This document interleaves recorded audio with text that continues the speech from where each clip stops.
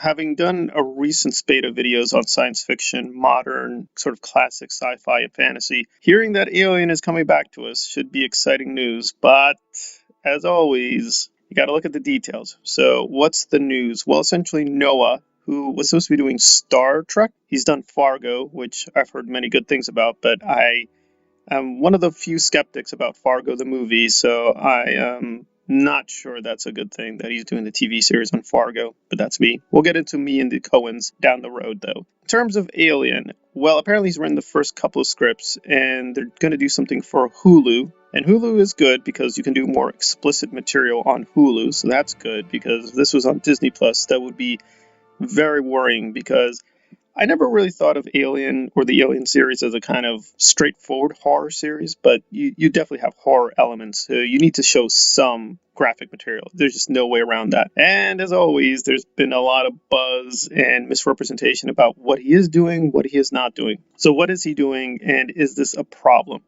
Well, he's telling us it's not going to be Ripley focused. Helen Ripley is not going to appear in the series. I honestly don't think this is a controversy because, frankly, I saw Alien Resurrection in theaters. I thought it was okay. Even then, Sigourney Weaver really was at the end of her rope with Ripley. I mean, she's supposed to be a clone, but why is she old? I think if you want to see Ripley as Ripley, really, it's Alien 3. That's when she physically looks at least similar to original Ripley, and Alien 3, I think it was even worse than 4. So make of that what you will, but we have to say goodbye to Ripley. I mean, they're just not going to spend the money to bring back Sigourney Weaver in her prime. Maybe in a cameo, but, entire episodes or an entire movie, I think we just have to say goodbye to Ripley, at least in terms of a long-form narrative. But now the other controversy is class politics, which some people are going crazy over that he's going to bring that into Alien, but it's like, that was already in Alien.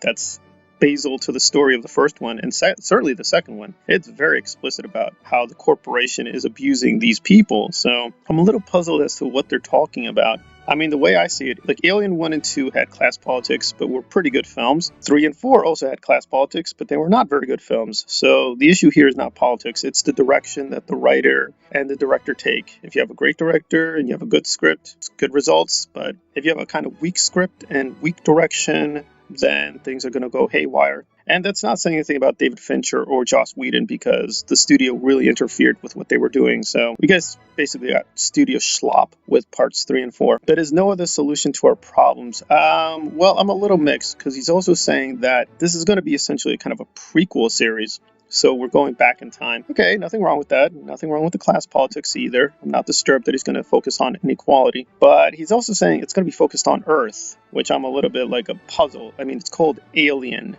The whole point of the xenomorph is it's something they find in space, away from Earth. Are they going to retcon the xenomorph to be from Earth? Because that would, I think, be really disruptive of the mythology. And I myself preferred it when the xenomorph had a lot of mysteries. I mean, I tried to get through Alien Covenant, but I just got bored after the first 30 minutes. I just stopped watching. I'll give it another chance, but yeah, I prefer the mysterious xenomorph. I really don't need a big explanation. If they want to give me a couple more details, that's fine, but giving a long, drawn-out explanation, I really don't care. And what they've done with that part of it has not been very interesting. He's also saying it's going to be more focused on the humans, and well, it depends on the characters, but the human characters have been a very mixed bag in the Alien series, so I don't know if that's a good idea either. And he's also telling us they're really taking their time to focus on special effects. And right there, I think that is a genuine controversy, because the more and more they move towards CGI and away from the practical, the worse and worse it's gotten.